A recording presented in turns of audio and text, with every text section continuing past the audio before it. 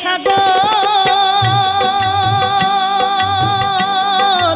উত্তরেতে কিছু দূরে কলকাতা শহর, ভাইরে কলকাতা শহর। আবার পশ্চিমেতে মেদিনীপুর, আবার পশ্চিমেতে মেদিনীপুর, এমন কে বা দেখেছে ভাইরে ভাই, এমন কে বা দেখেছে? ডায়মন্ড হারবার থানার নিচে যে নদী আছে, ডায়মন্ড হারবার থানার নিচে যে নদী আছে।